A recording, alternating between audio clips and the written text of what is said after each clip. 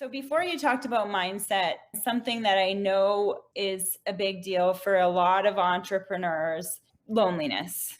When it comes to being an entrepreneur, I know a lot of entrepreneurs do struggle when it comes to being lonely, especially if you're on your own as an entrepreneur. Maybe your spouse has a regular job and you're kind of doing this thing that's taking up so much of your time.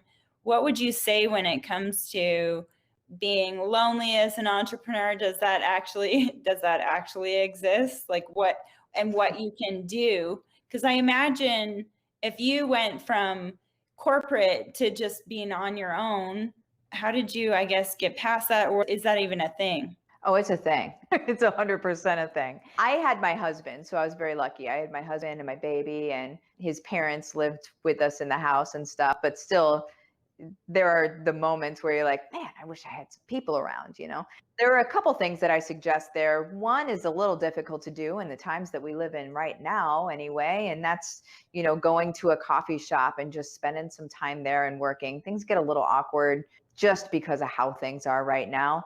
Yeah. So what I would suggest is finding a group, kind of like what I was talking about, finding a group. I mean, I have a group, but finding a group of people that you like and that you jive with, and Mhm. that can help support you and are doing the same thing as you. So like my group is Heart-Centered and Successful on Facebook. That's not the Heart-Centered and Successful with Martha Krejci is the name of the group. It's on Facebook. That group, we've got 8,600 people in there. It didn't start that long ago, but it's about 8,600 people. They're all pushing each other to be better. They all have the same goals. They all want to do the same thing. And you don't see the Bitcoin spammers and all of that stuff, because I mitigate the culture in there like crazy. I make sure that people know that you are not messaging people for them to buy your stuff. That is not, like, I will boot you out of the group Yeah. without a second thought about it.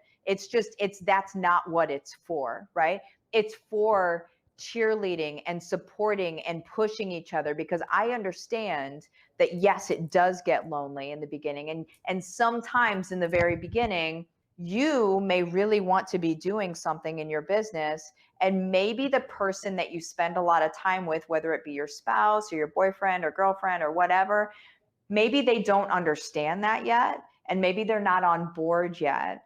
And there's something that happens when you're so gung-ho about something, and somebody else that shares the same space with you doesn't understand it and maybe even poo-poos it a little bit. That will affect you in a massive way.